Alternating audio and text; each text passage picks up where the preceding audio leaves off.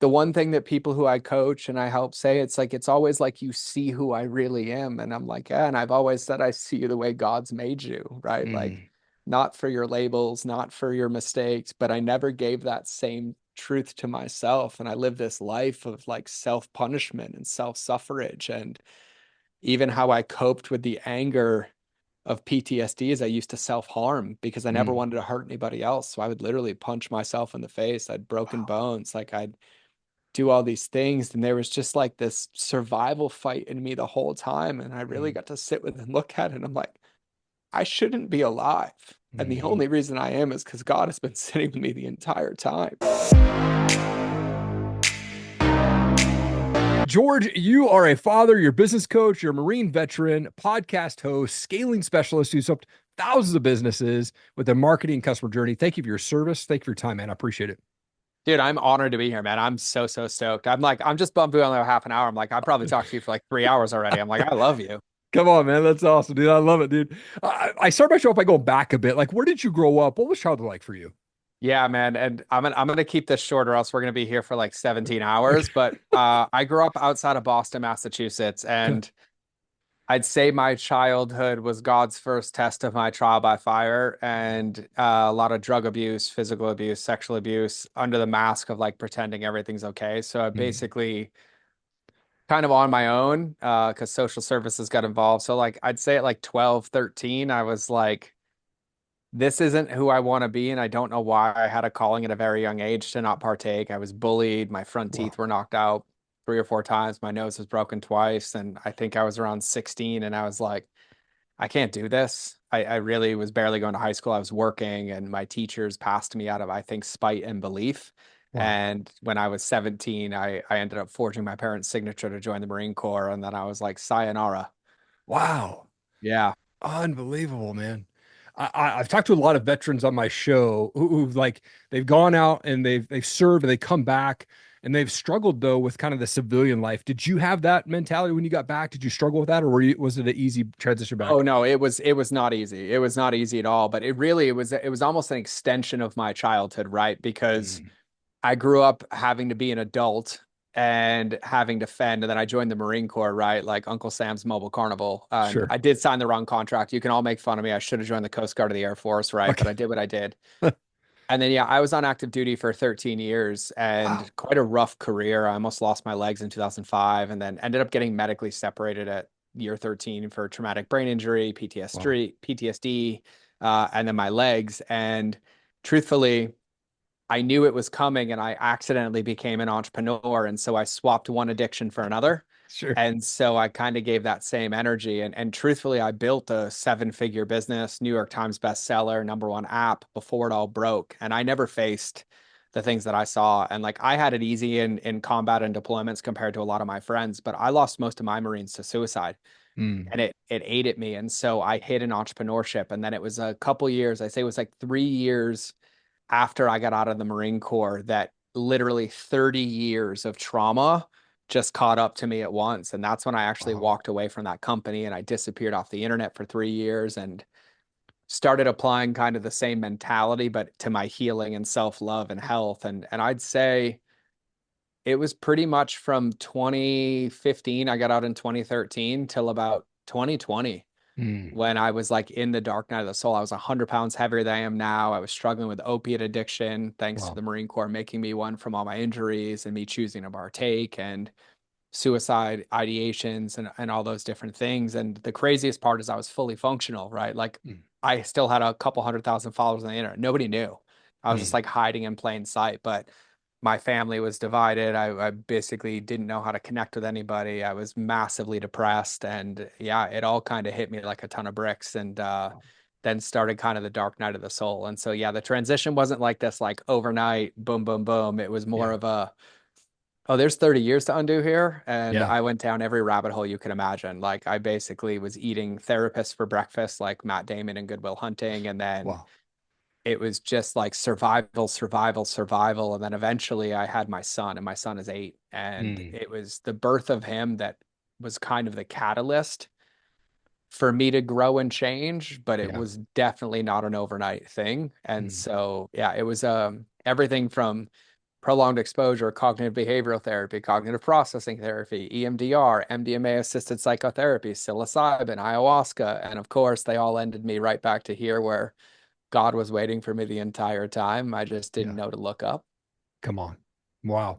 Man, I'm so glad that you've made it here and you were it just shows that like the resilience that you had throughout your life, man, to deal with all that stuff, to be where you're at and impacting lives Yeah. now. Man, what a cool story. I came to know Jesus in my mid 20s. It was a life-changing moment for me. What was that moment like for you? Like when you decided to give your life to Jesus, what was that experience like? And what was there a prompting that maybe it got you to Oh, take that step? Or was it your son being born, maybe? I'm so glad that you asked this because I've never shared my testimony ever. Wow. Come on.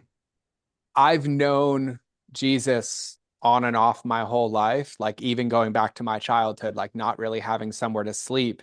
Yeah. I would hide in youth group rooms and they would always take me in and they'd be like, "Do you want to have a sleepover? Not like we know you don't have anywhere to go." And then my grandmother was like pretty devout in religion, but I went to Catholic schools and I was beat up there and all of it. And then I joined the Marine Corps. And I'll tell you this right now, the only things that made sense in my life were someone greater than me had my back the entire Mm, time. And then even when I started dancing with plant medicine and ayahuasca, you go back and listen to my podcast a couple years ago. I'm like the universe and God, and I was like interchangeable, labeled New Age by so many people. sure. And I was like, the mistake that all of you make is that you think I was running from him, but I was searching for him. Mm, And about 2 years ago, my soon to be ex-wife and I made the decision to consciously uncouple and quite frankly, like for the health of everybody involved. And it was a big catalyst in my life and mm, everything fell, everything, the businesses, my health, my life, all of it temporarily, but something inside of me was like, this isn't it. And through a series of that I can only call divine moments, I had this like jolt of like something is different and greater for me. And I was living in my truth for the first time because I wasn't in a relationship that I was proud of. And I thought I had to sacrifice myself for the rest of my life. I'd be in a sexless marriage and I would just have to work to the bone and I never deserved to be happy. And so I had this clarity and I actually started implementing and loving myself. And over the next 6 months, I went to Bali to facilitate a women's retreat on alignment and healing. And on the flight home, it was 1 a.m. in the Philippines, and there's this old man, 82, and he's struggling to board the plane. I'm like, "Sir, can I help you with your bag?" And he's like, "Of course." Turns out he sits next to me. mm. He's been a traveling pastor for 71 years, and we talked for 5.5 hours, and he gives me his business card. And I was like, "Sir, I'd love to connect." And I was talking about my understanding of God and all these different things.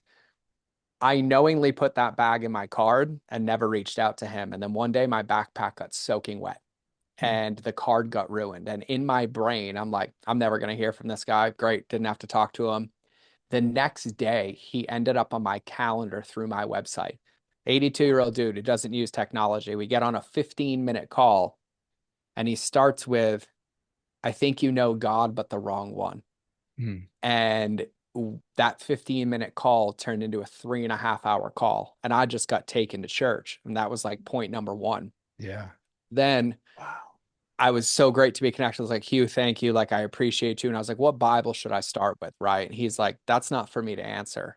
And Mm, just like really good about like asking me questions. And so then don't really think anything of it. Right. Don't do anything. Don't change anything. My son at the time is 6. okay. I come home from a consulting trip maybe a week or two later. And on that consulting trip, I was giving a keynote and a woman came up to me and she said, "You're a victim of spiritual warfare. Can I pray for you?" Wow.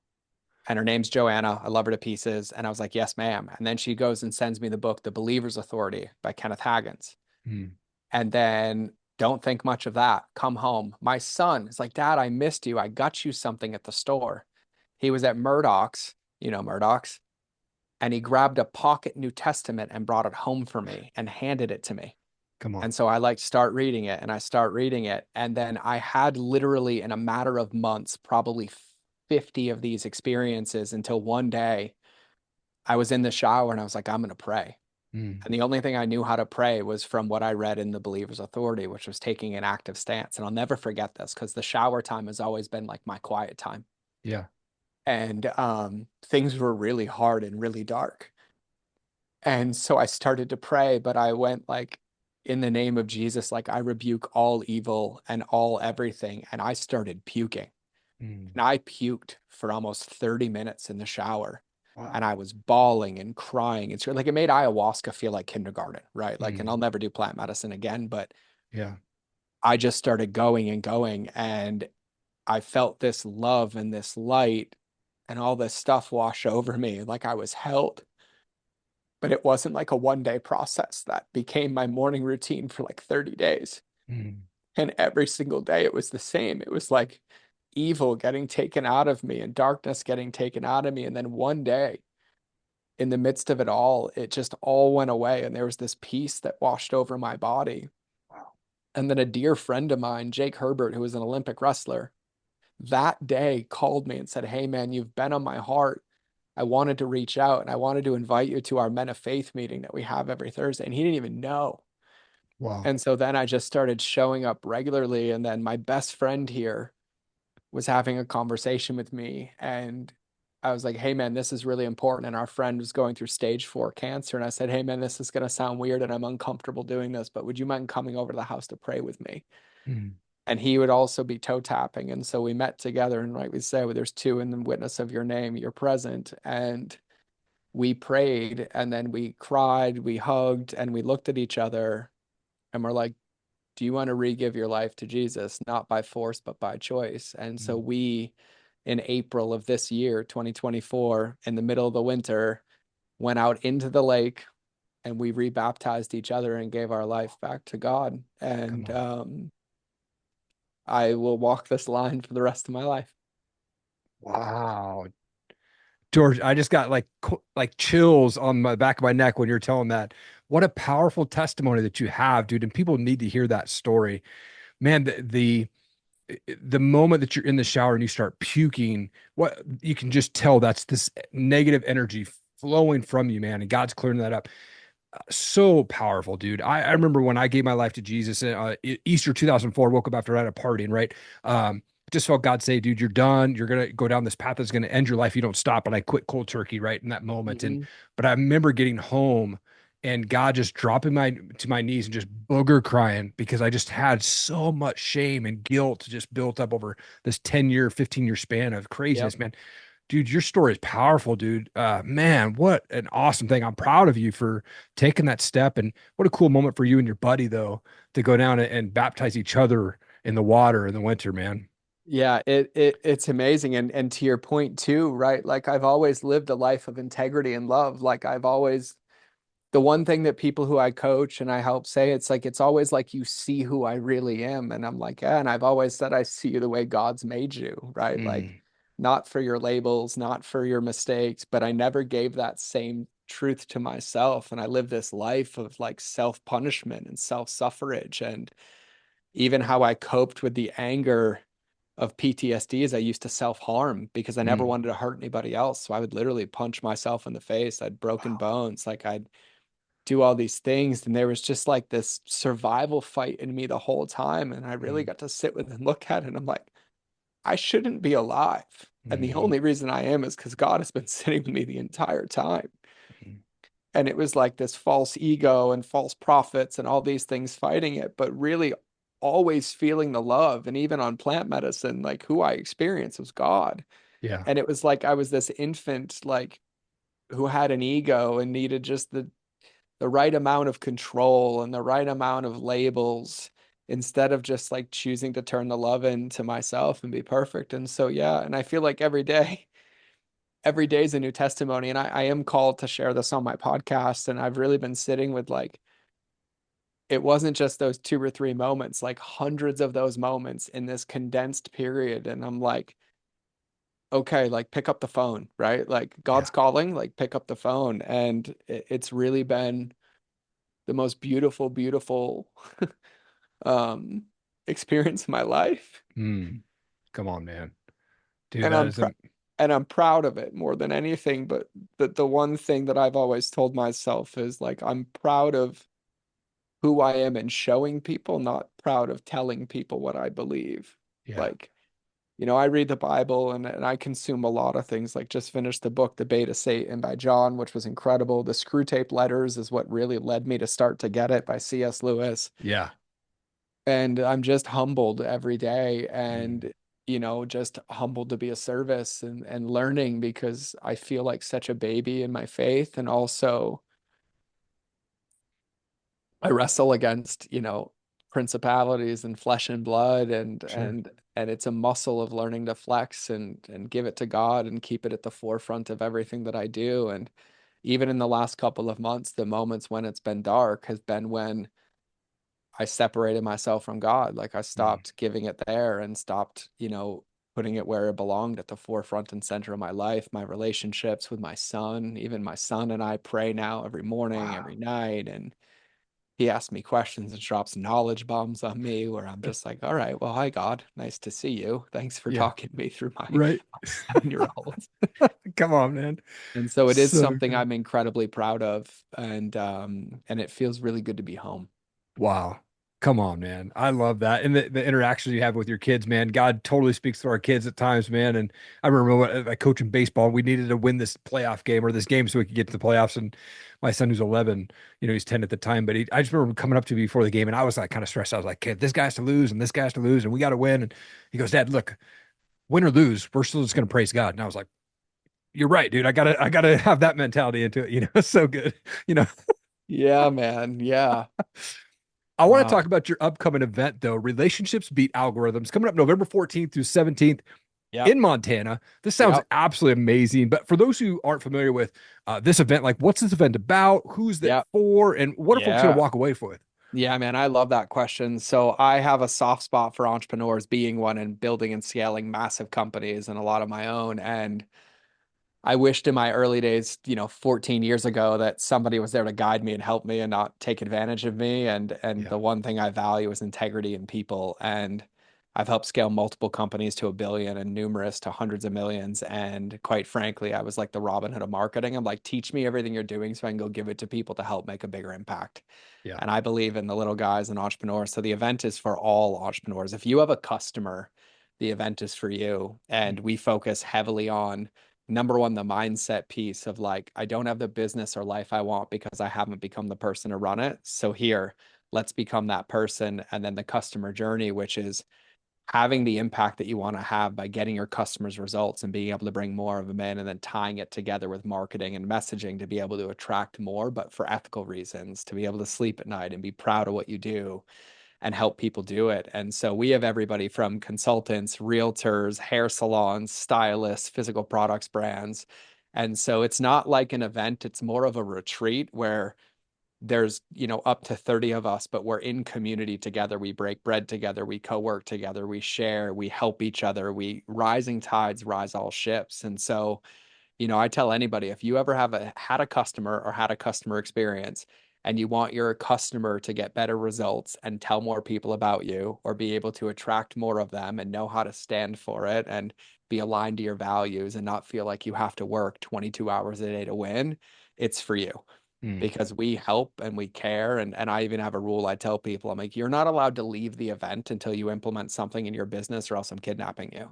Because like I don't believe in shelf help. I don't sell anything at the events. Like it is genuinely you come, it's for us to be of service, me, my Yeah. team, and we help everybody. And it's really like probably one of my greatest passion projects. And I tell my team, I'm like, I crave the day we can do these for free where Hmm. the business is there and it can be a give back project and I can just keep doing them. And so we rent an Airbnb. We're on the river, the Flathead River, the North Fork, to be able to go out in nature. We sometimes breathe together, we meditate, we share, we support, we pour into each other, and we give every framework, every model, every single thing I know that I've used for every company.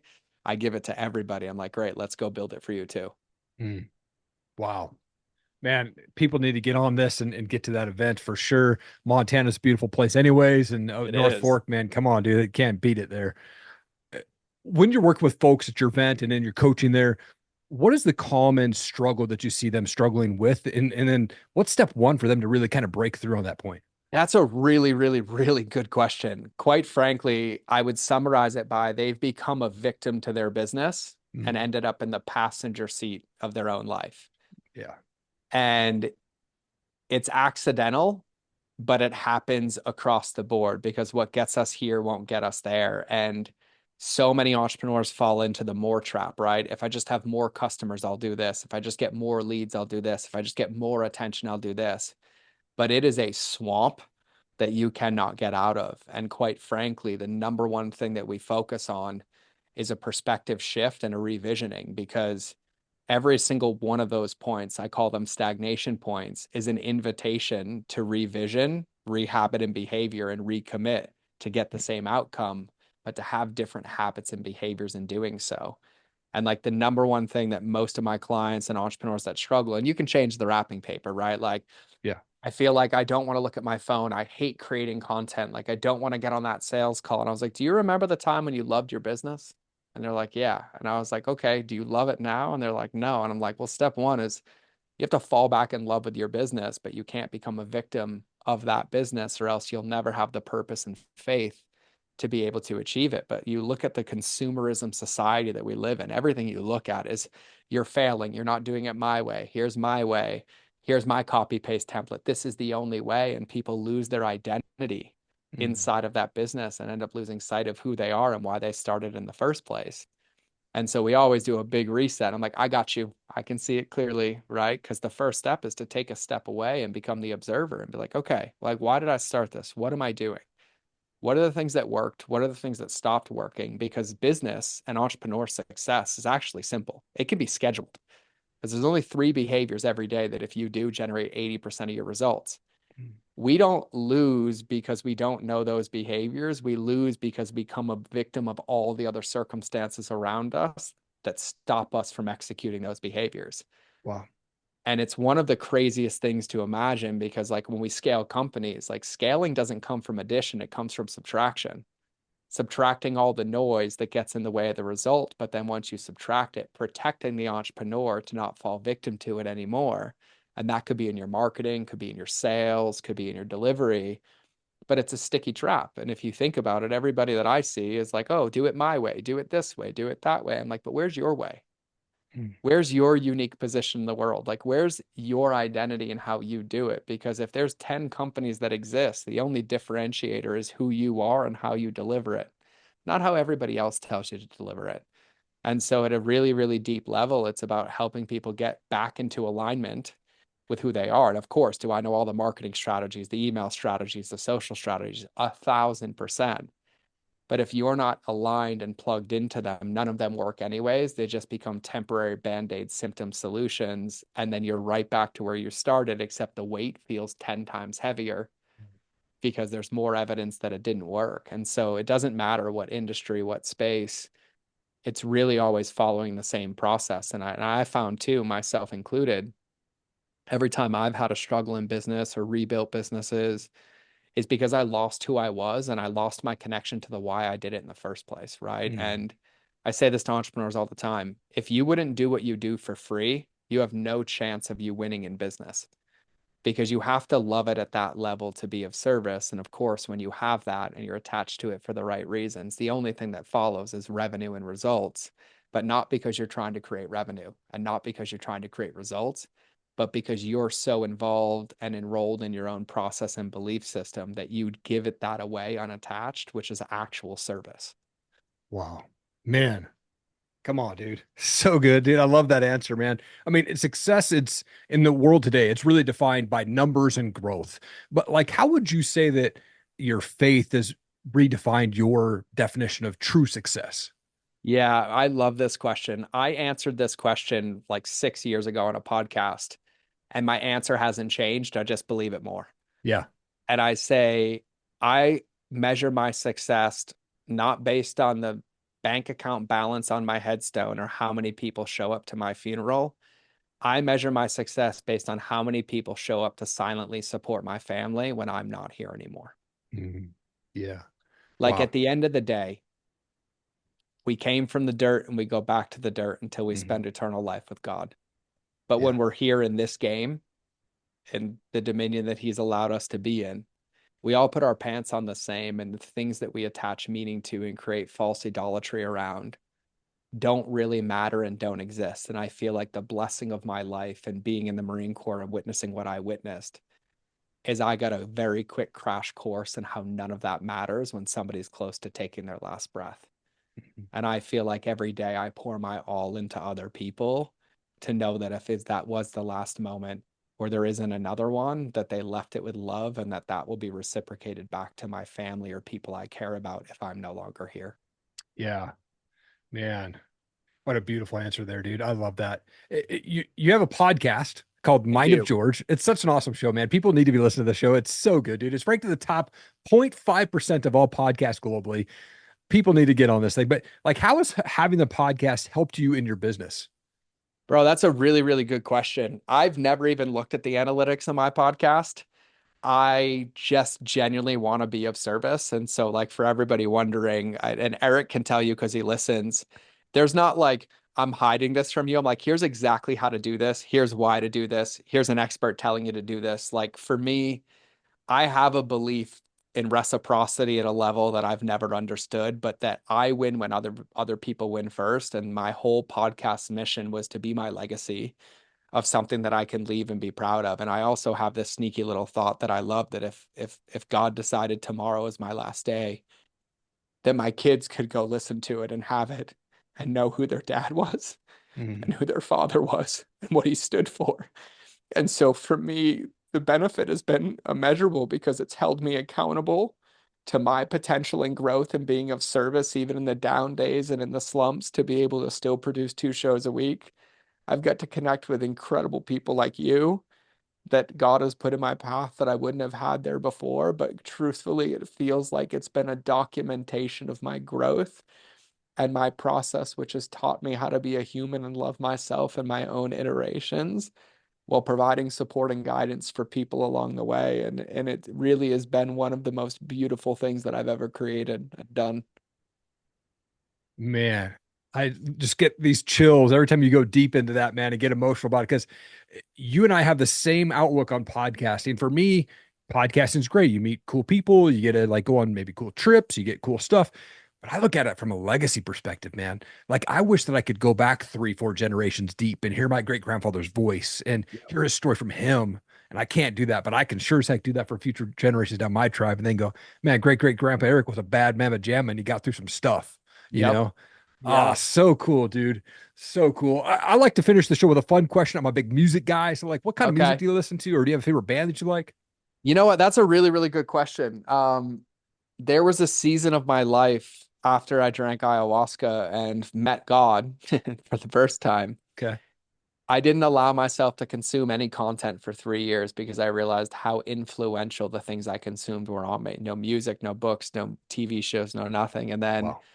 when I came back into music, I came back in with instrumentals and shamanic type music. And I realized all their undertones were about God. And Mm. so I am so selective when it comes to music. It blows most people's minds. But if it is not positive, speaking into who I want to be or why I want to be that way, and aligned with my values at the deepest level, I don't listen to it. I don't listen on the radio. I don't listen anywhere. If it's on my Spotify playlist, they're named like self love, creation of the world, emotional reset. And I'm a big fan. And some of my favorite musicians I've actually had on the podcast, like Sat Sang, who's an Wow. incredible, incredible musician, who's a Montana guy, but I got him on the show, and my buddy Will Evans. And so I literally don't even know who makes most of the songs. I'm like, nope, this one resonated. This one hit me in the soul. This one reminded me of God. And I just have this eclectic playlist that I've collected over the years of music that have touched me at Yeah. different moments. And then I tend to just kind of grab an anthem and I listen to it on repeat. And I'll even tell you the one that literally somebody sent me yesterday. And I've probably already listened to it 50 times. And it's God Turn It Around by John Reddick. Okay. I'm gonna go And listen. it is incredibly, incredibly empowering for me to constantly control what I'm allowing in and then leaving the rest of the space for God to fill in whatever he sends me. And then my current anthem before that was Reckless Love by Corey Asbury. Yeah, man. That's a mic drop moment there, dude. It's so good. Absolutely, man. I'm on the same page about having the positive flow of music going in, man.